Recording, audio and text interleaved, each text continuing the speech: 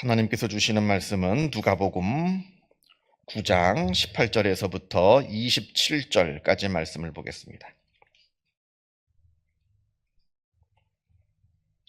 누가복음 9장 18절에서부터 27절까지 말씀이 되겠습니다.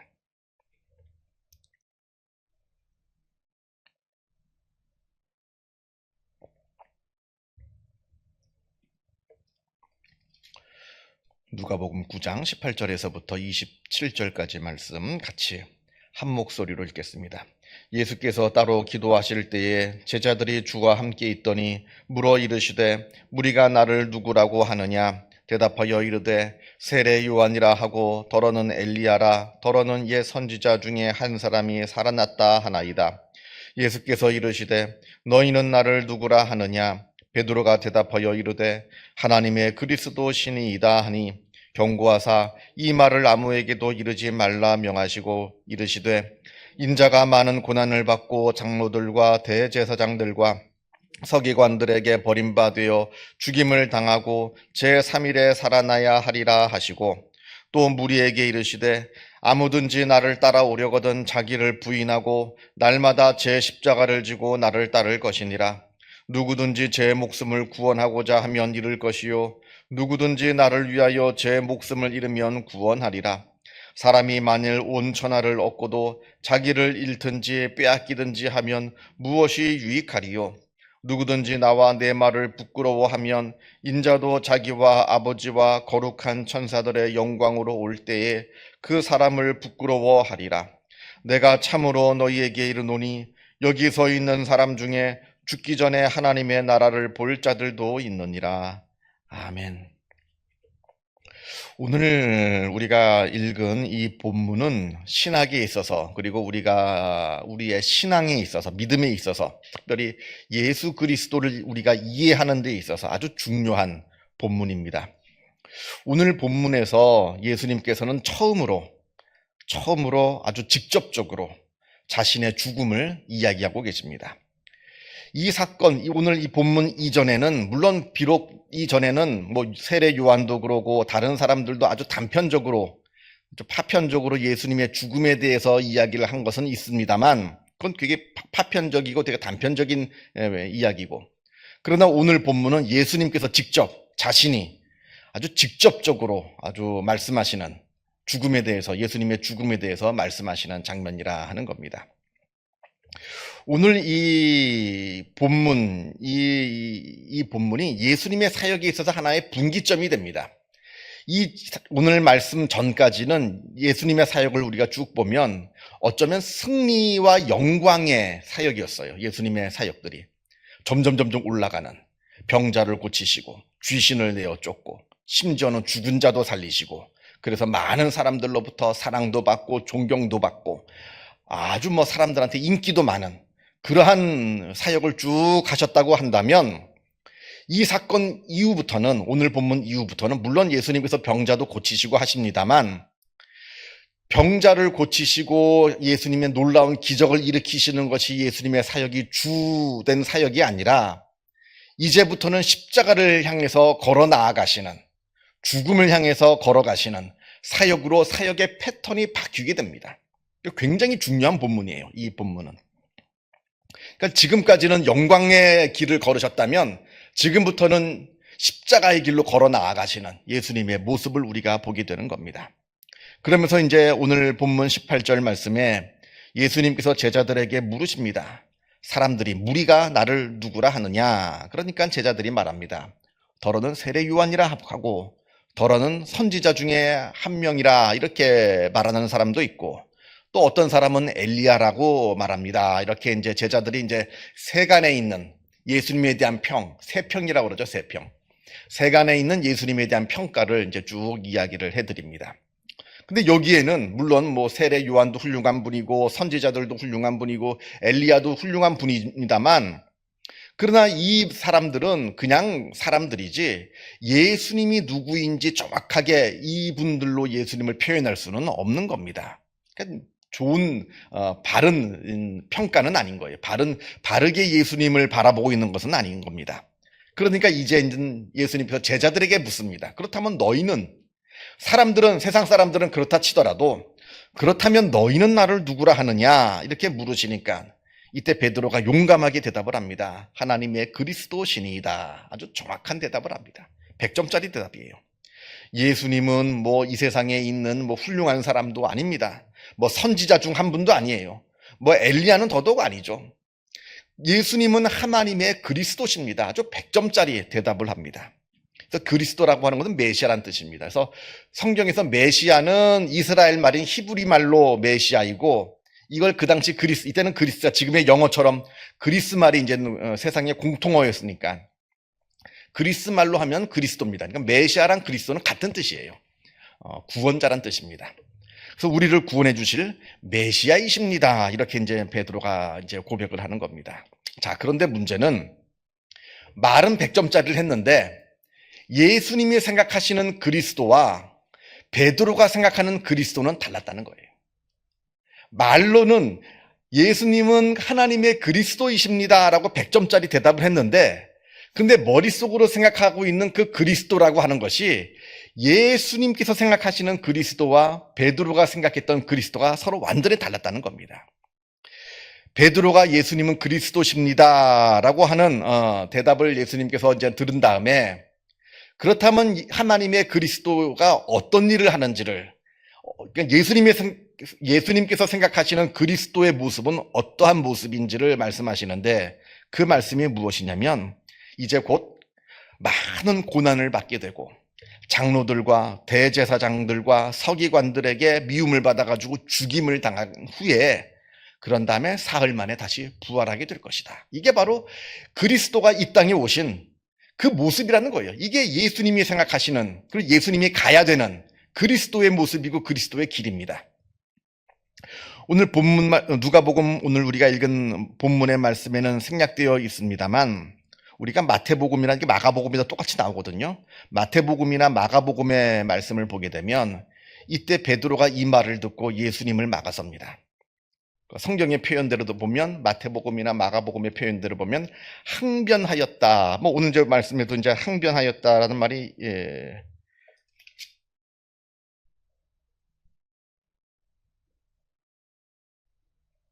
여기는 오늘 말씀은 없네요. 항변하였다라고 이제 마태복음하고 마가복음에는 나와 있는데 이때 이제 예수님께서 말씀하시는 이것을 베드로가 막아서는 그 모습이 아이고 아주 겸손하게 아주 예의 바르게 정말 스승님을 대하듯이 아이고 예수님 돌아가시면 어떡합니까? 내가 예수님을 얼마나 사랑하는지 이런 게 아니에요. 그 헬라어 표현대로 보면 예수님을 움켜쥐고 끌고 갑니다. 베드로가. 그게 헬라어 원문에 대한 표현이에요. 그러면서 이제 막 싸우듯이 예수님에게 대드는 거예요. 왜냐하면 베드로가 생각했던 그리스도는 예수님이 말씀하시는 그런 모습이 아니거든요. 베드로가 생각했던 그리스도는 정치적인 왕이었습니다. 이제 왕이 되는 걸 의미했어요. 베드로는 그렇게 기대를 했어요. 이제 예수님께서 예루살렘에 들어가셔서 정권을 잡으면 저 악한 대제사장들 다 몰아내고 저 로마 정권들 다 몰아내고 예수님께서 왕이 돼서 이 이스라엘 땅을 예수님께서 통치하게 되실 것이다. 그러면서 나도 예수님과 함께 이 세상을 멋지게 아주 통치하는 아주 훌륭한 사람이 될 것이다 하는 그런 기대가 있었던 겁니다. 이제 혁명을 일으켜서 이제 세상을 뒤집어 보려고 하는데 예수님께서 그냥 돌아가신다고 하니까 화가 나는 거죠. 지금 무슨 소리 하는 겁니까? 지금 이 엄청난 이 혁명을 앞에 두고 지금 무슨 이렇게 나약한 소리를 하고 있느냐. 지금 예수님을 움켜쥐면서 멱살 잡으면서 예수님께 항변하고 있는 겁니다. 그러니까 마태복음 말씀을 보면 이때 예수님께서 베드로를 꾸짖으면서 사탄아 물러가라. 너는 나를 넘어지게 하는 자로다. 이렇게 책망하시는 그런 장면도 우리가 마태복음에서 보게 됩니다. 자, 이제 우리가 이 말씀을 이제 보면서 누가복음뿐만 아니라 마태복음과 마가복음에 있는 내용까지 다 이제 통합해서 이렇게 보면서 우리가 생각해야 되는 것은 우리도 혹시 이 베드로와 같은 시각을 가지고 하나님을 믿고 있고 예수를 따른다 하고 있는 것은 아닌지 한번 내 스스로의 믿음을 되돌아볼 필요가 있다는 겁니다. 그냥 내 멋대로 믿는 거죠. 내 멋대로 막 상상을 하는 거예요. 하나님을 믿는다는 것은 이런 것인데 하나님이 생각하시는 믿음이란 이러한 모습인데 나는 엉뚱하게 생각하는 겁니다. 하나님이 생각하는 믿음이 아니라 내가 생각하는 믿음은 따로 있어요. 내 멋대로 막 믿는 겁니다. 내 멋대로 듣고 싶은 말만 듣고, 내 멋대로 보고 싶은 것만 보고, 성경을 읽어도 내가 보고 싶은 내용만 보는 거예요. 성경 말씀을 들어도 내가 듣고 싶은 이야기만 듣고, 듣기 싫은 이야기는 귀를 닫고, 이래가지고는 우리의 믿음이 온전하게 자라지 못한다라는 말씀인 겁니다. 우리가 성경 말씀을 볼 때, 물론 내가 성경을 읽을 때 좋아하는 말씀이 있어요. 좋아하는 말씀이 있습니다만 그것만 읽어서는 편식하는 겁니다. 근데 아이들 키워보죠. 아이들 키워보면 아이들 좋아하는 것만 먹으면 아이들 건강이 바르게 성장하지 못합니다. 싫어하는 것도 먹어야죠. 싫어하는 생선도 먹어야 되고 싫어하는 채소도 먹어야 됩니다. 좋아하는 소세지만 먹어서는 아이가 바르게 설 수가 없어요. 근데 이건 말씀도 마찬가지입니다. 내가 좋아하는 말씀이 있어요. 내가 좋아하는 구절이 있어요. 반면에 읽을 때마다 나한테 불편함을 주고 내가 별로 좋아하지 않는 말씀도 있습니다. 그런데 보통의 사람들은 편견을 가지고 내가 좋아하는 말씀만 듣고 내가 좋아하는 말씀만 읽습니다. 이 신앙이, 내 믿음이 왜곡돼서 자라납니다. 엉뚱한 믿음이 돼요. 내 생각과 하나님의 말씀이 다르면 뭘 버려야 됩니까? 하나님의 말씀을 버려야 되나요? 아니죠. 내 생각을 버려야죠. 하나님의 말씀을 우리가 붙잡고 내 하나님과 말씀과 다른 내 생각을 버려야죠. 내가 듣고 싶은 것, 내가 보고 싶은 것만 보는 것이 아니라 하나님의 관점에서 말씀을 듣고 말씀을 읽어야 한다라고 하는 겁니다. 그래서 믿음이라고 하는 것이요, 그냥 열심만 있다고 좋은 믿음이 아닙니다. 이제 한국 교회의 아주 잘못된 모습 중에 하나가 열심만 있으면 좋은 믿음인 줄 압니다. 저 뜨겁게 기도하고 뭐 주여 삼창하고 이게 좋은 믿음이 아니라 나 자신을, 내 생각, 내 고집, 내 편견, 내 가치관을 내려놓을 수 있는, 하나님의 말씀 앞에서 나를 내버릴 수 있는, 그게 바로 좋은 믿음, 바른 믿음이라고 하는 겁니다.